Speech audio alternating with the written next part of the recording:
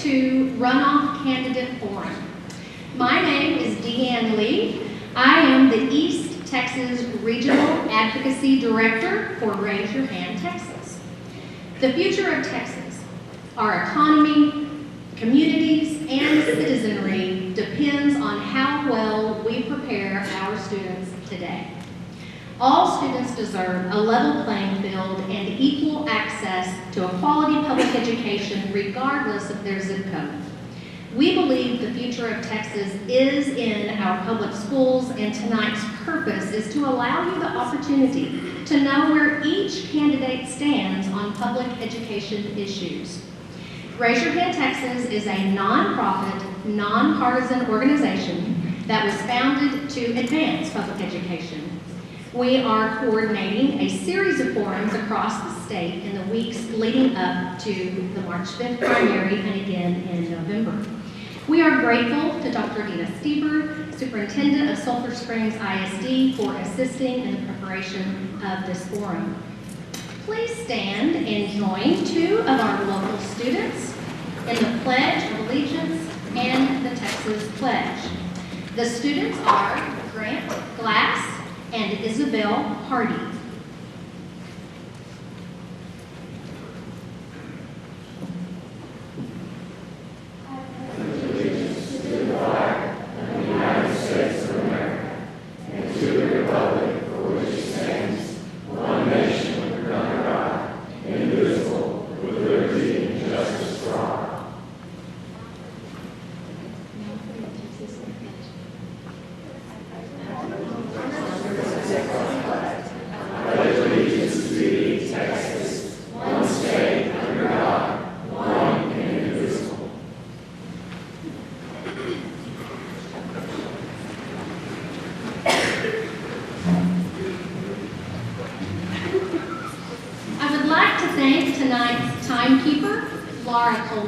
Owner of the Magic Scoop Ice Cream Shop and General Store on Sulphur Springs Square.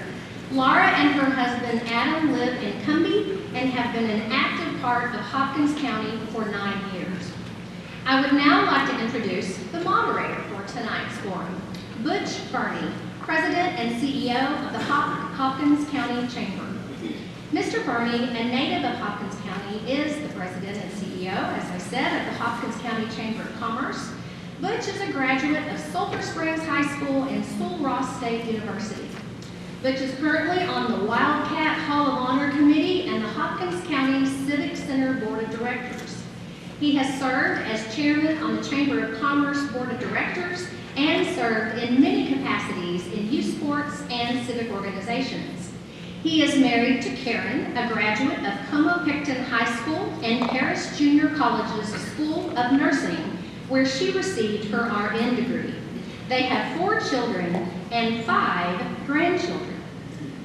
Candidates, thank you for being here. It is time. Mr. Burney, you may begin.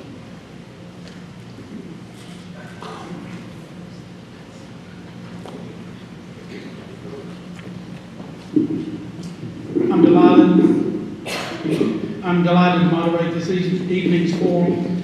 Before we begin, let's review a few forum rules. Please silence your electronics. As a matter of courtesy, this event is being recorded and will be posted on various platforms. Audience members are asked to refrain from applause or any other signs of approval or disapproval during the forum. We will show our gratitude once the forum is concluded. Also, campaign materials are not to be distributed anywhere except at the candidates' designated tables in the foyer.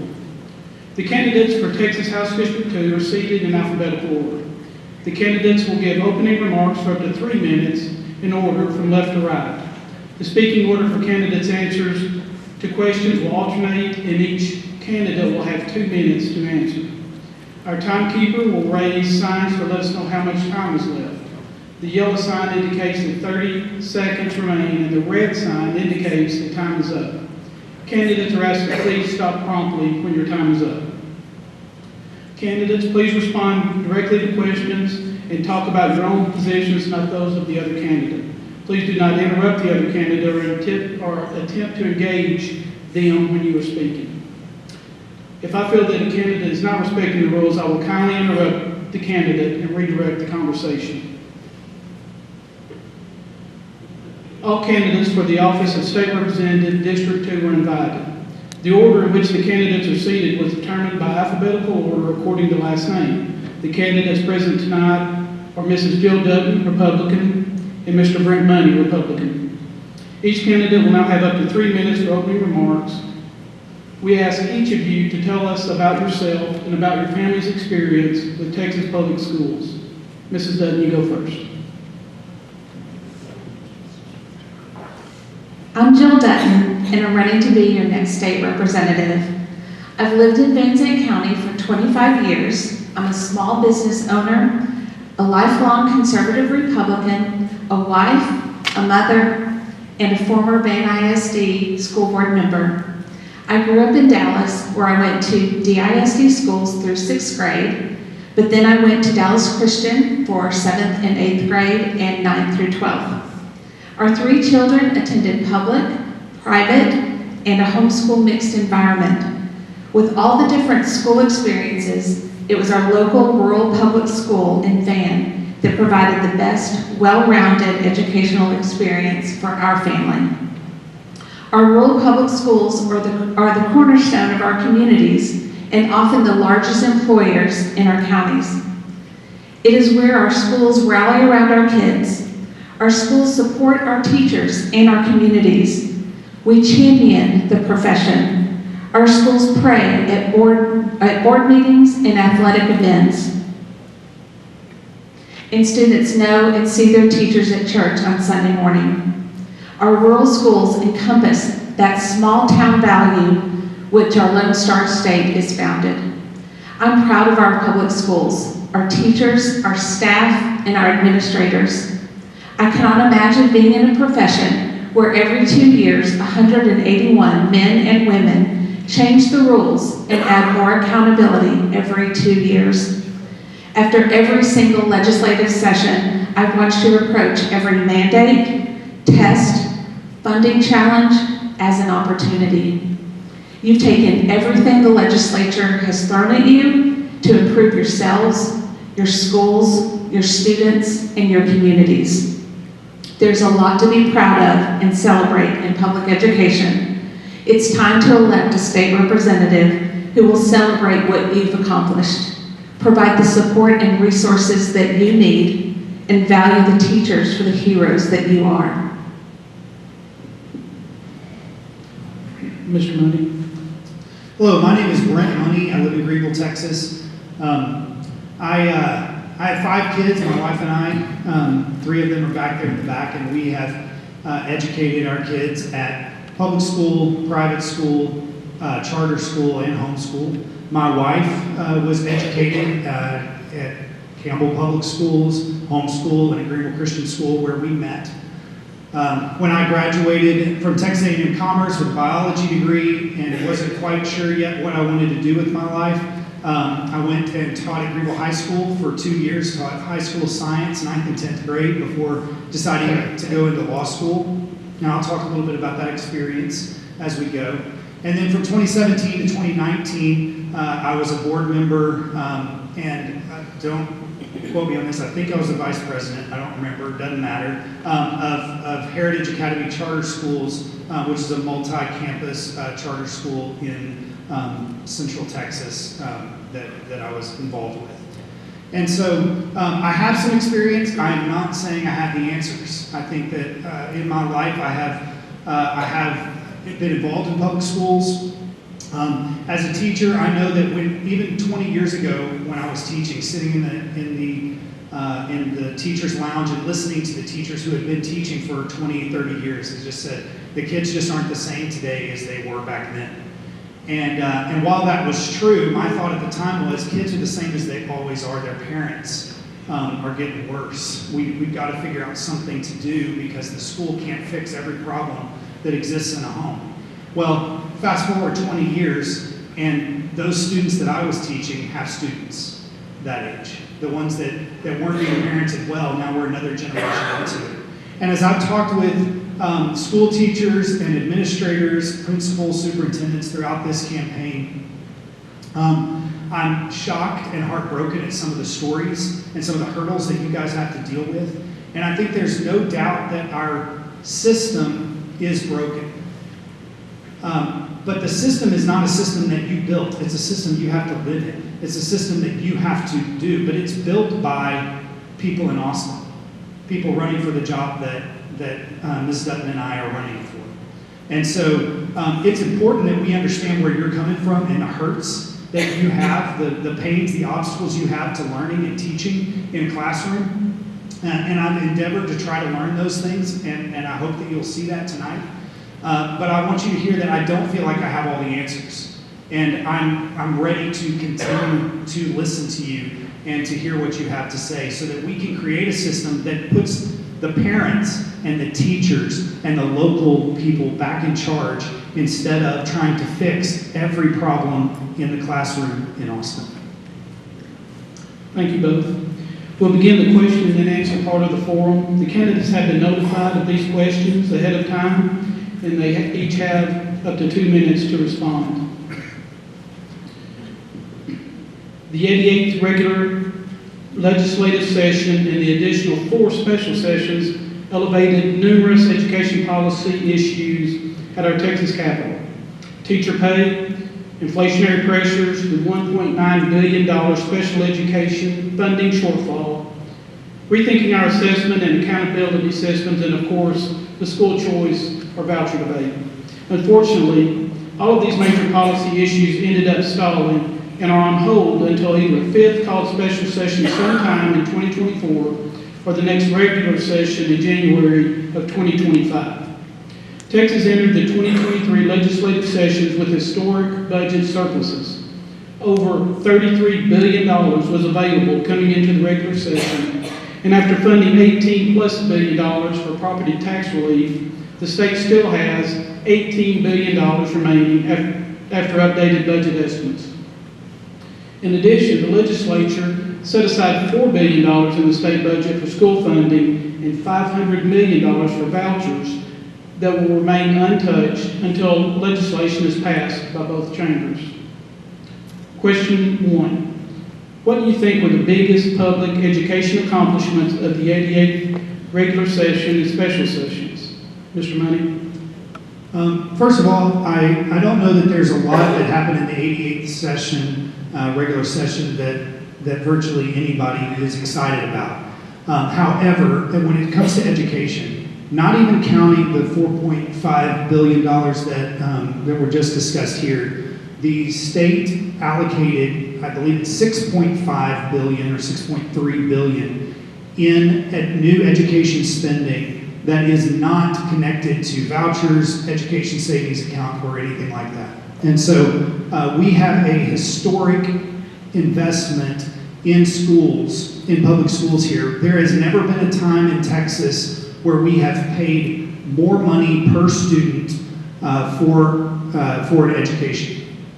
That does not mean that we have the best education system or the best funded education system that we've ever had, because, as you all know, there are regulations and red tape and rules that you have to abide by as educators and principals and superintendents that people didn't even think about in the 60s, 70s, or even in the early 2000s when I was a teacher. And so you continue to get unfunded mandates, then you get more funding, but it has to be tied to these things that we think are important. And so I think that it is important that we've increased funding, but I think that we have a long way to go in removing the red tape that is there.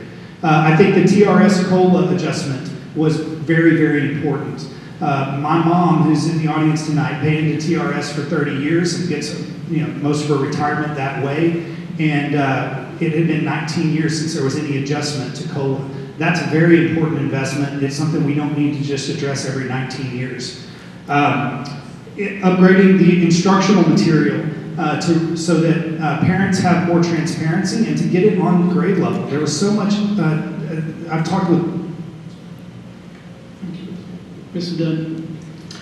By far, the number one accomplishment that the legislature put forth was the retired teacher cost of living adjustment. After 18 years of not having that adjustment, It was very important that that get on the ballot, and that the voters of Texas voted to approve that cost of living adjustment.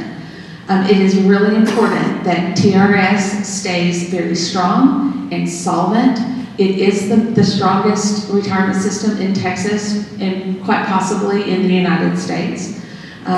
We need to keep it a defined benefit program. We need to maintain our commitment to our retired teachers.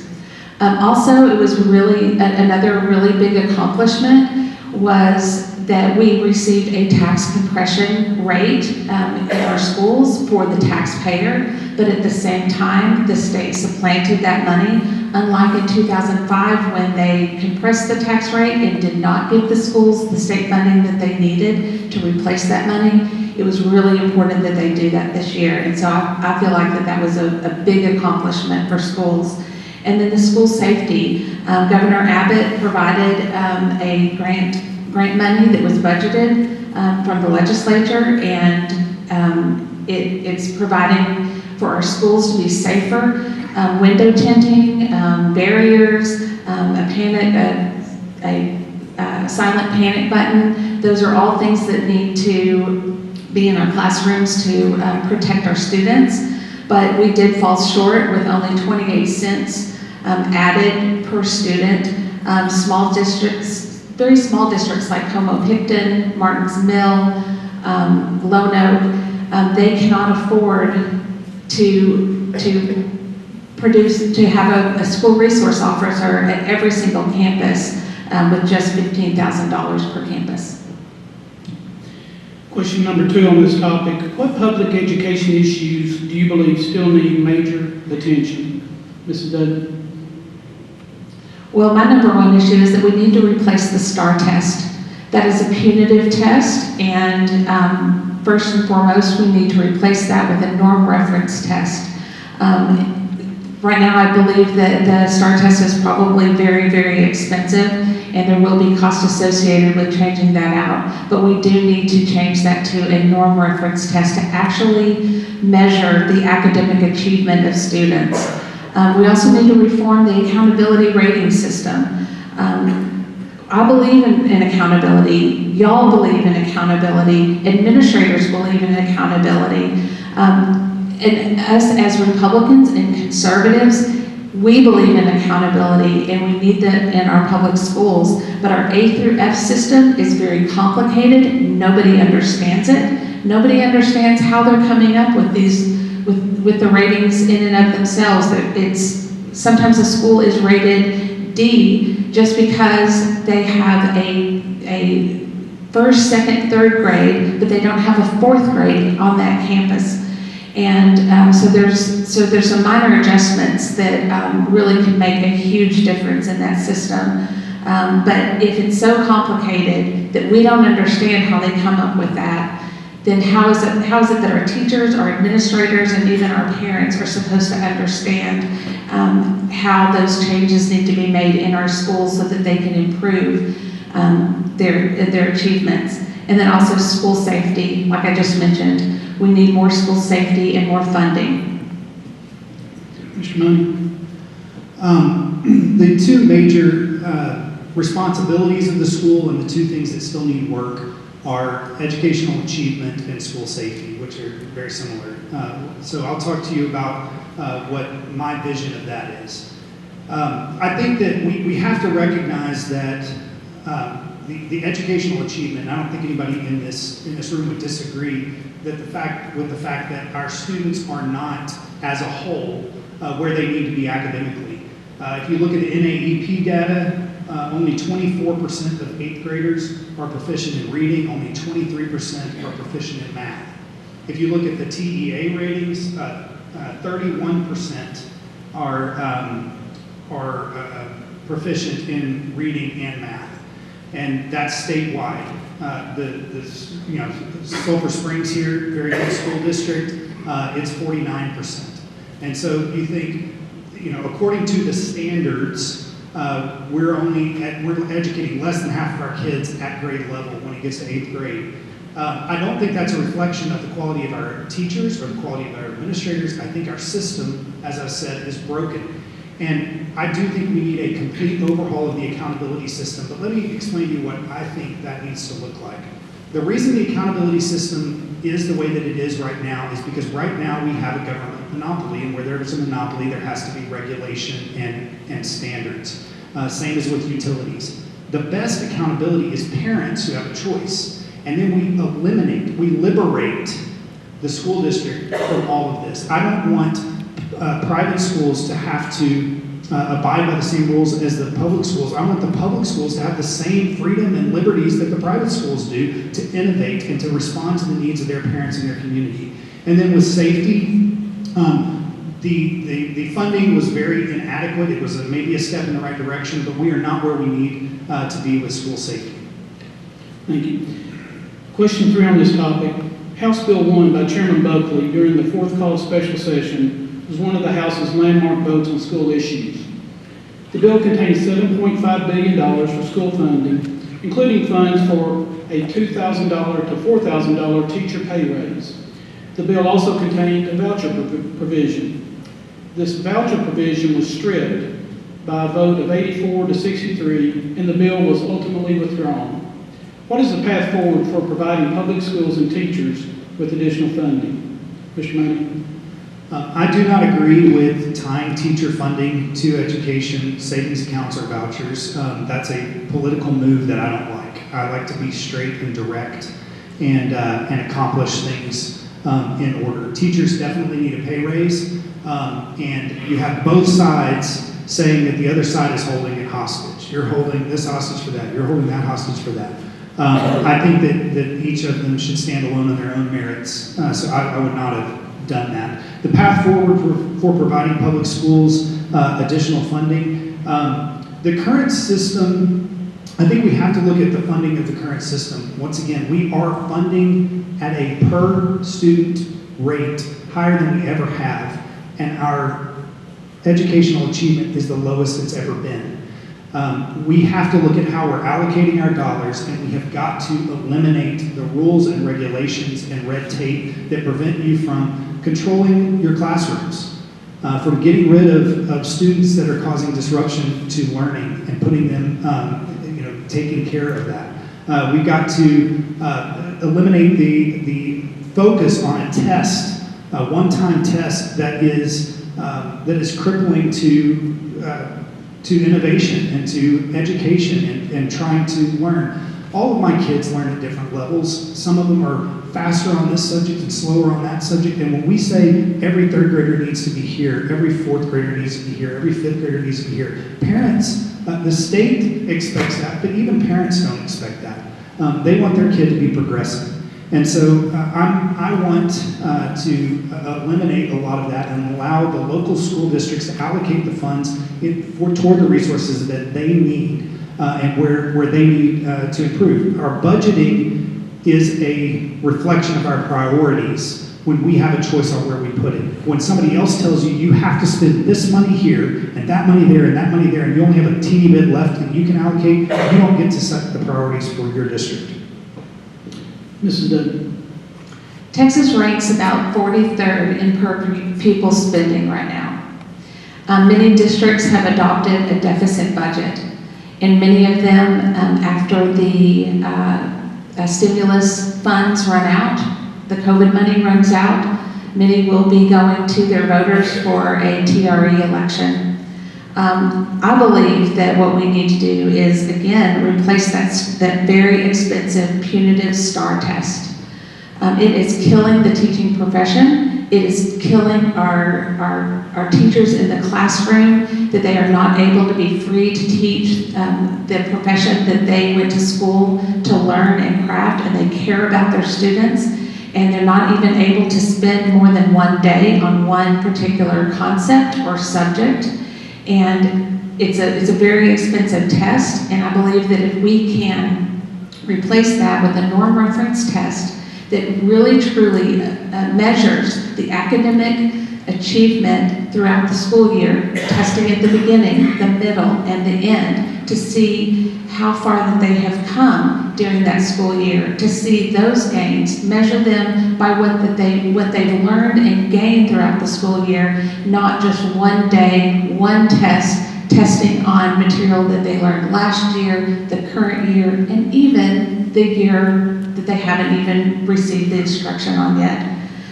So we need to replace the STAR test, but we also need to cut out the unfunded and underfunded mandates. That is also driving up at the local level in our school budgets, that they are having to spend more money. I'm sure that there are a lot of things that they would love to just cut out, but they are not allowed to because it's Texas law. So and like we've mentioned before, everyone does need to play by the same rules by accountability. In regard to teacher workforce, prior to the last session, Governor Abbott asked the Texas Education Agency to establish a teacher vacancy task force. Texas has almost 400,000 teachers in the state. In the most recent Charles Bud Texas Teacher Statewide poll, 75% of the teachers said they were considering leaving the profession, a 20% increase from just 3 years ago. One of the top priorities for the next legislative session should be how our schools attract, retain, and train our Texas teacher workforce. The question is, what do you think is the largest obstacle for schools in attracting and retaining our teachers, whether it be pay, workplace culture, overemphasis on state testing, and what can be done at the state level to fix some of these pressing issues? Mrs. Dutton. Well, first and foremost, our teachers need support in their classrooms. I have a friend whose daughter went into the teaching profession just 2 years ago, and now she's out. She couldn't do it anymore. She was teaching at a school district that's very close to Dallas, and the students' behavior in the classroom was atrocious, and she was not getting the support that she needed from the parents. And so that's one of the number one things that I think teachers need is a climate of support in the classroom, not just from their administrators and from the parents, but also from their legislators and representatives in Austin. We need a strong TRS system that I mentioned before. We have a very strong solvent system.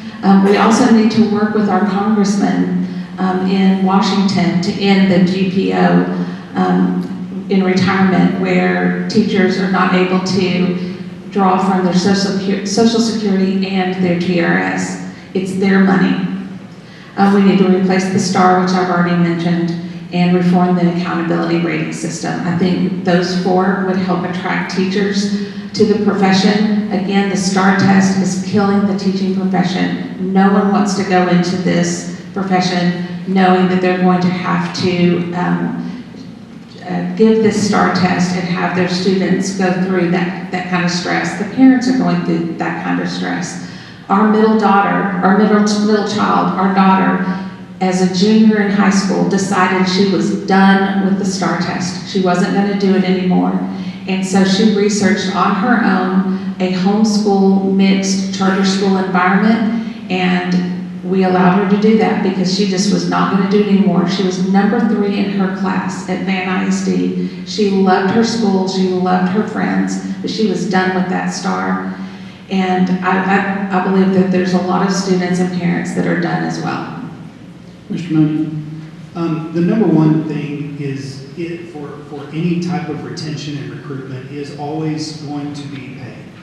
And that, I wish it wasn't so. I'm a business owner myself, but in order to attract good people to a job, you have to pay.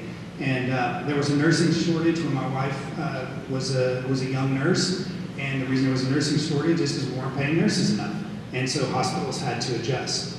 And I think that when you look at the crippling inflation that all of us are dealing with, especially post-COVID, it is hard on businesses, it is hard on school districts, it is hard on any employer to keep and retain, to recruit and retain good people because of pay. So we have to figure out a way to compensate teachers more. That doesn't necessarily mean we need to just pour more money into the system. We can save money by eliminating a lot of the accountability, the testing, and the rules and regulations that we have both talked about. And when I was in high school, I think it was the TOS test. When I was teaching, it was the tax test.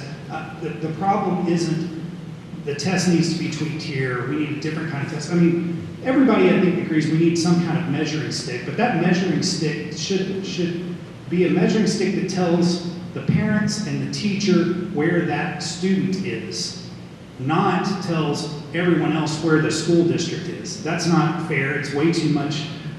It's way too much focus on any one test. The other thing that we need to do, we've got to take care of classroom discipline. Teachers can't be the first disciplinarian that 25 kids have ever seen in their life, and we have to figure out a way to do that. Once again, creating an environment where we empower parents helps to fix that.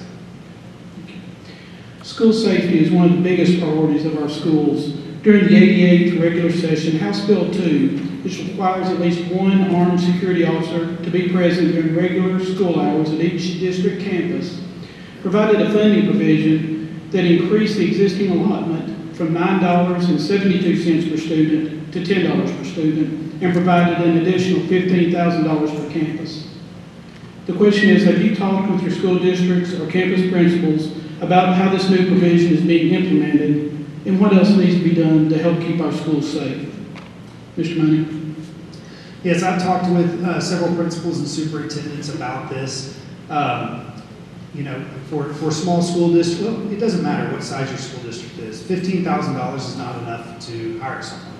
And an extra 17 cents in allotment per student isn't there. And so basically what happens is another mandate that we are not going to provide all the funding for. You have to figure out where it is. And I am not going to sit here and tell you that I am familiar enough with your budget to know where that money should come from. But what I do know is it's a burden. We need to keep kids safe. Everyone agrees to that. I don't know that having one officer per campus means, okay, now kids are safe. It certainly helps safer. But I also don't think we want a school district, regardless of money, where there's just armed officers everywhere and make it look like they're prison wardens. And so we have a societal problem here. We have a cultural breakdown that our schools aren't safe. We've always had kids. We've always had kids in schools. We've always had guns. But suddenly we have a major, major problem. And once again, the school is reflective of our society as a whole, what it is today and what it's going to be. And it's a reflection. It can do some to mold and shape, but it can't fix everything that's wrong. And we need to quit asking our students, our teachers and our principals to fix everything that's wrong at home. And we have to have a system that allows them to put that back on the parent. When I was a kid, in my classes, if a kid was acting up too much, you send them home. They take care of it. If they don't take care of it, the parent has to come and sit in the class with the kid until the kid learned to behave. That usually fixes things for the rest of the semester. Mrs. Dutton? Our rural schools are probably the most vulnerable as far as safety. Law enforcement in our rural areas are underfunded as well, and they are understaffed. And it takes a good 20, 30, 45 minutes. I know that it takes at least 45 minutes to an hour to drive from one side of my county to the other. And I was extremely proud to be on the school board when we passed our Guardian program at Van ISD. We were one of the first in the state to do that. And the Guardian program is one where you identify a list of teachers and administrators and even school personnel that are trained and they're taught and licensed to carry and conceal on campus and at school athletic events and other events, extracurricular. And we were really proud to do that. We did that on our own, mostly because of funding, because we couldn't afford, in a small school district, couldn't afford a school resource officer that's armed at every single campus. I believe that the latest school safety mandate at only $15,000 per school resource officer. Again, that's not enough. It's an underfunded mandate. And I believe that each school district should be able to make that decision for themselves. It's a local, community level decision that should have been made, and they could choose to do a guardian program or to pay for a school resource officer. However, many of the schools around the state had already done that. They have put in barriers so that cars cannot ram into the front doors. They have put in several layers to get in, the silent buzzers, things like that, silent panic buttons, window tinting, fencing, all of those are important. And I'm very thankful that the governor had provided the Texas grant for that.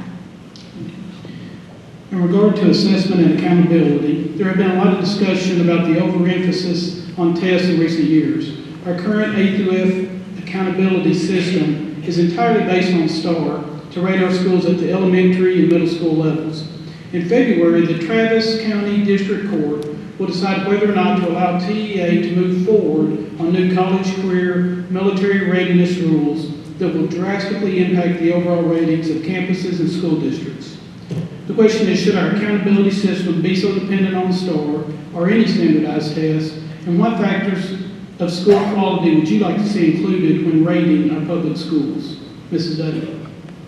Well, I think that you guys know by now that I am not a fan of the STAR test, and I do not think that the accountability rating system should be heavily put on a single punitive STAR test like that. But we do need to measure some of that accountability based on academic achievement through a norm reference testing. Often our schools are already doing those academic achievement tests in their schools right now because they want to know where their students are beginning and where they have ended throughout the school year so that they know how to help those students. And it should definitely be part of the accountability rating. But I also believe, again, in empowering our parents and empowering our communities that they decide what a lot of what their academic and school ratings should be based on. What's important to their communities? Academics, absolutely, because that's what we're there for. But there's often a lot of other issues that go into a community and to us. Again, we need to return a lot of these decisions back to the local level. School districts are called independent school districts. But yet our independent school districts only have about a 5 to 10% decision-making ability at their schools. So part of my solution is to allow our schools and our communities to make some of those decisions of what goes into their accountability ratings. Rural school districts are often hit the hardest when it comes to accountability ratings because they lack a lot of the resources and the funding that they need to meet and achieve a lot of these goals. Like I just mentioned, at Van ISD, they received a D rating at one of their campuses because they had one school year with 15 English as a second language students that did not do well that year, but it's mainly because they don't have a fourth grade at that first, second, and third grade campus. So they are going to have to reorganize their entire campus school district in order to be able to bring that up. Mr. Money. As I've said before, I would like a complete overhaul of the accountability system. Does anybody know what the top university in the state of Texas is? Or the worst university in the state of Texas? You know how Texas A&M Commerce compares to Baylor? Or Austin College compares to Texas A&M? No. You study it, you figure out which one's best for you, for the program that you want. You talk with professors, you go to the campus, you look around and get a feel, you talk with friends who have been there, family members who have gone there, and you choose what's best for you and your family. Why can parents not do that in elementary school, in middle school, in high school? The reason that we have an accountability system is because we have a monopoly. We say, you have to go there and we'll make sure it works for you. Right now, it's not working for way too many students. Not because the schools are not doing a good job, but because it's an impossible system. And so when we had school choice when I was a kid, and when I was going into ninth grade, my parents said, hey, we know you want to go into science, would you like to go to Greenville High School? They have a lot better science program. We went there, we talked with the science teacher, we looked at the lab, wow, look at all of this stuff. This is really great. We looked at the curriculum. And ultimately decided that I wanted to stay in a Christian environment and where I could play sports, because I wasn't good enough to play sports at the public school. We made a decision that was best for us. Every kid, every parent should have that opportunity regardless of their income status, not just based on that. And that's the best accountability that we can possibly have. So I would eliminate the system. The system has been very punitive on districts close to us, the Greenville district in particular, where I taught. Fantastic kids come out of Greenville ISD every single year. Fantastic kids who achieve among the best in the world. But we have a poor system because certain criteria aren't met to meet certain, certain criteria aren't met. It's not a fair system. You can't make it fair. It's fundamentally unfair. In regard to state funding and the state budget, the legislature has held state funding levels for schools without any increase to the basic allotment since 2019.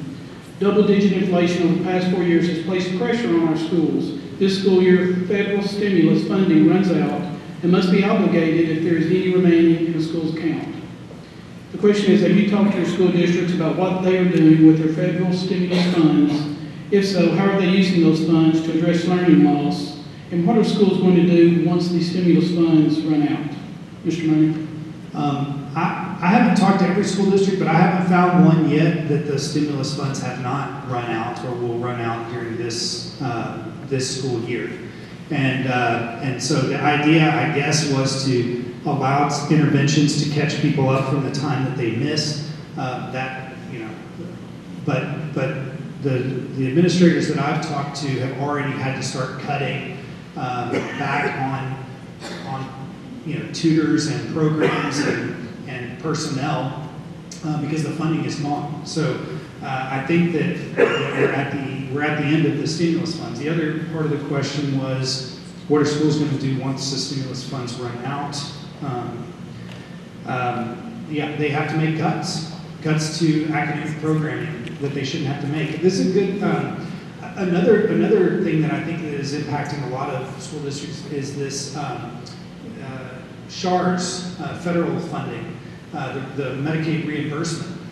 That apparently, from what I've talked with, the audit that was just done has completely changed the rules, and a lot of school districts that were counting on about 2% of their budget coming from this Medicaid reimbursement for providing non-educational kind of medical care for students they've gone back and said, hey, we've been doing it wrong all of this time, and you're going to have to repay this money. In some cases, there's some school districts that are having to pay money back to the federal government. In almost every case, after the budget has already been set, and they were counting on about 2% of their budget coming from the federal government, the government said, no, that's not it. You're not going to get 2%.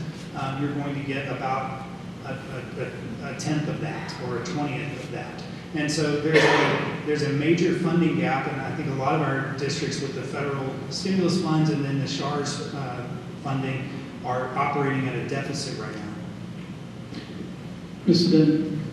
So along with that federal stimulus funds also came mandates. And at first, those mandates were that if a student failed the STAR test, they had to have 30 hours of intervention tutoring. Well, thank goodness the state legislature came back and lowered that to 15 hours. That's still a lot of hours. And that's still a lot of time that teachers had to take out of their day, and it couldn't be with the regular population of students in the classroom.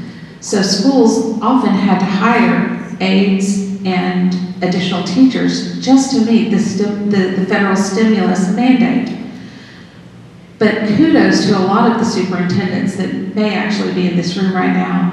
Some of them took that money, they supplanted it into their budget, and they're using it, and they're working toward saving up so that they can continue those interventions in the future. But if it runs out, they're going to have to cut those programs. But some other superintendents have actually put that into their fund balance to save that money and working toward keeping those programs because they wanted to see if this is actually successful, we want to keep doing it, especially if we keep the STAR. But hopefully, if we can get rid of the STAR test, that won't be as big of an issue. But students are always going to need interventions, but we need to make these interventions for students realistic for teachers and personnel, and that it's not something that's going to take time out of the classroom and that be so arduous that it's nearly impossible for school districts to meet those needs and mandates. The second question on this topic, the state currently has a budget surplus of at least $18 billion with an additional $23.7 billion in the rainy day fund. What are your funding priorities for public education next session or during any called special session? Mrs. Dutton. Well, first of all, the formula funding system is very, very complicated, and I'm not going to sit here and say that I'm an expert by any means, but I definitely understand it more than most people. I'm not sure that everyone understands or realizes this, but school districts are funded quite differently than other government bodies here in the state of Texas. School districts assess a tax rate based on appraisals, but oftentimes those tax rates they are pulling from the local level, but they are not enough to fund our entire school budgets. So the state of Texas historically had kicked in about 50% of those school budgets.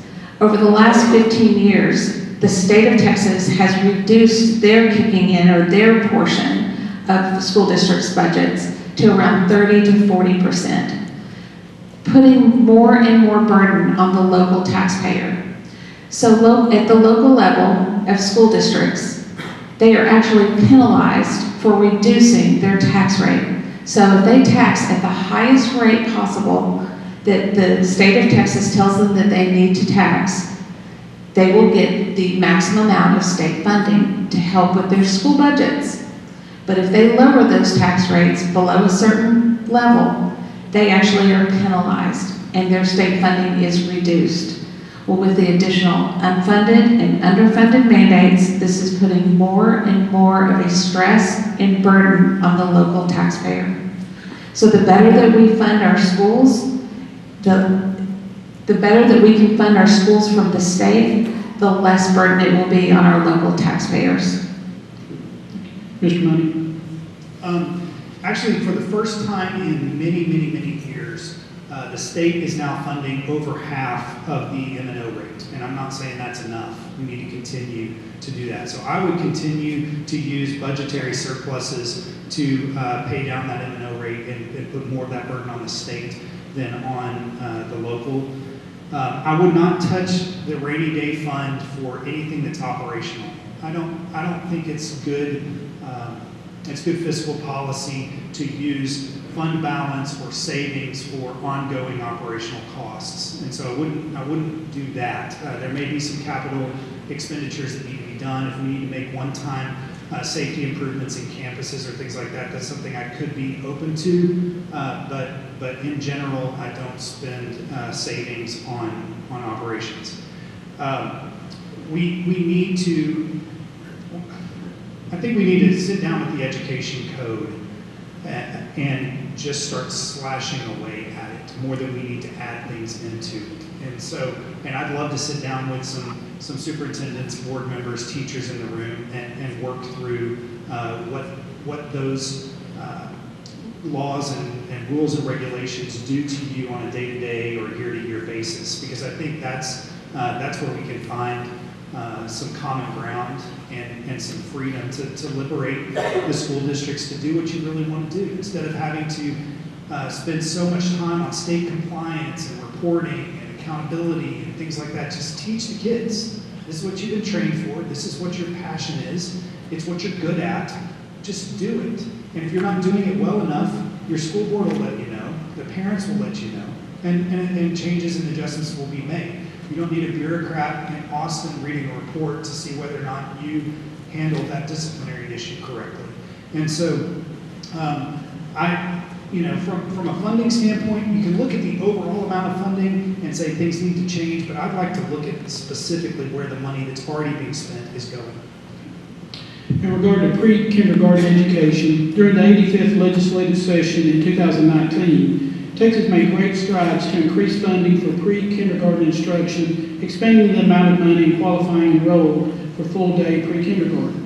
Yet Texas still does not have a universal pre-K system in place to provide free pre-kindergarten for all students who apply for public school education. The question is, would you support increasing funding and opening up admittance for all students to participate in full-day pre-kindergarten? If yes or no, why? Mr. Money. This is a very, very difficult situation because I think I know the heart of the people who want to do this. You look and say, when kids come in to pre-K, there is, one study I saw shows like a 3 million word gap from the number of words that kids from certain homes have heard than others. And that's a vocabulary gap that's really, really hard to ever match. And so you think, well, man, if we could get those kids that are struggling out of the homes earlier and into an environment where they can learn and hear, then that would be a big improvement. I'm just always going to side on kids need more from their parents and not less. And so we need to empower parents. We need to expect more from our parents. I think that it's fine for there to be programs available for pre-kindergarten, but I would like to. I would not be in favor of making that universal and making it. I certainly wouldn't agree to making it mandatory. I would love to learn more about it from some of you that may hold different views, but we need more parents to be parents and quit expecting the school district to be a cradle-to-grave solution for society. It just can't do that, and that's not going to result in the kind of society that I want for my children and my grandchildren. And so we have a long way to go, but we need to help those parents who are doing a great job, and those teachers that are doing a great job, and those principals and superintendents that are doing a great job to be able to do that more free from restriction. And we need to push it back on the parents that aren't doing as well to do better. Mrs. Dutton. Yes, but only for those who qualify. We have schools right now across the state that are being funded by half-day pre-kindergarten, but they are providing the full day already, and that's what I'm talking about. Those are the schools that need to be funded. The reason that they are providing that full day is because the students who qualify for pre-K are the absolute poverty level.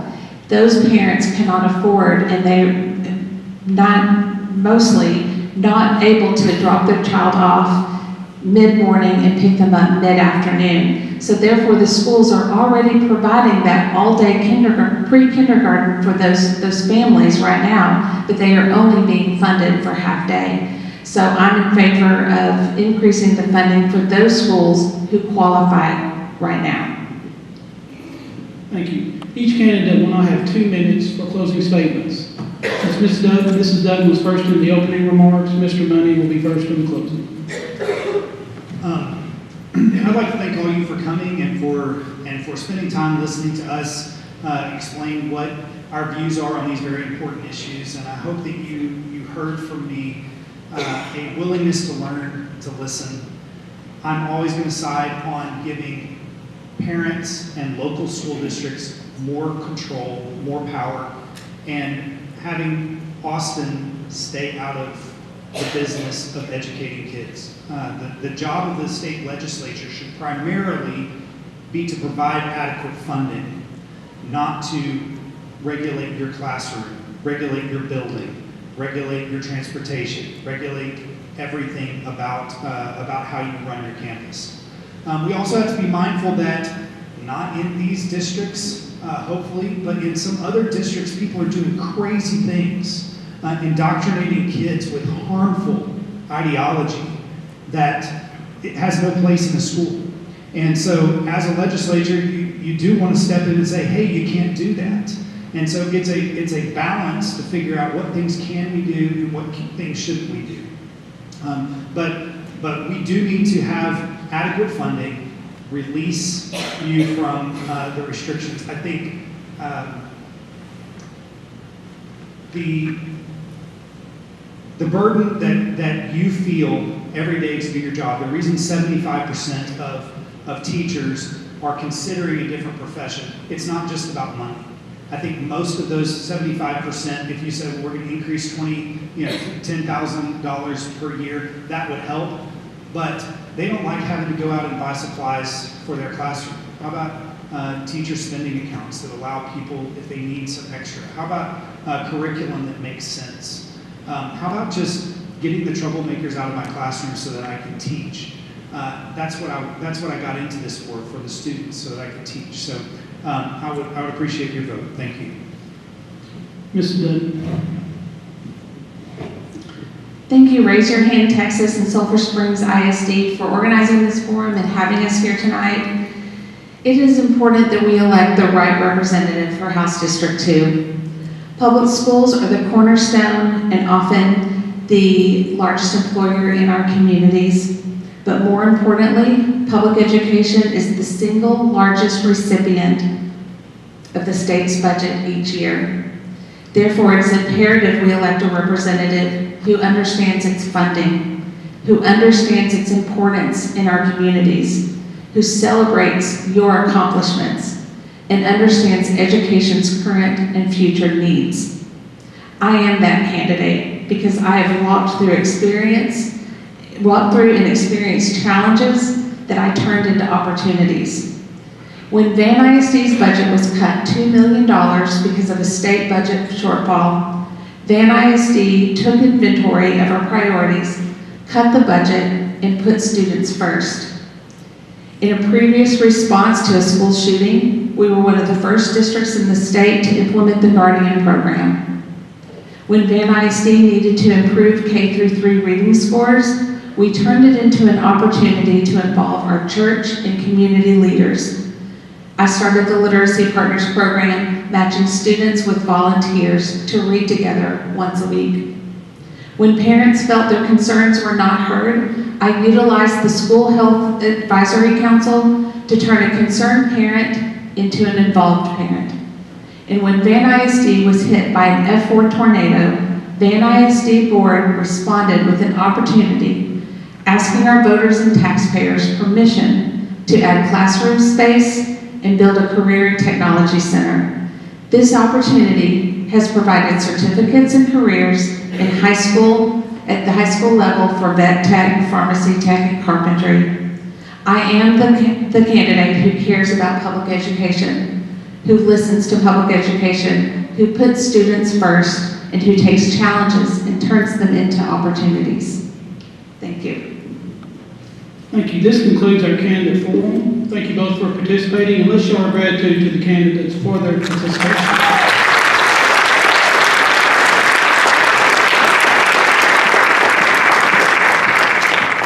At this time, we'll finish our program with a few words from Deanne Lee with Raise Your Hand, Texas. Thank you, Mr. Burney, for serving as our moderator this evening, and Ms. Colby for serving as timekeeper. Thank you again, candidates, for your participation and willingness to serve the people of Texas. Thanks to each of you present in this room and later online to take the time to become informed. Please feel free to visit the candidates' tables and please pick up your Raise Your Hand Texas yard signs and other swag on your way out. Also, if you don't mind, sign in at the table at the front. That helps us know about attendance and is appreciated. Every legislative session is an education session. Your vote does matter. Remember that early voting for this special election starts Monday, January 22nd, and runoff election day is Tuesday, January 30th. Thank you and good night.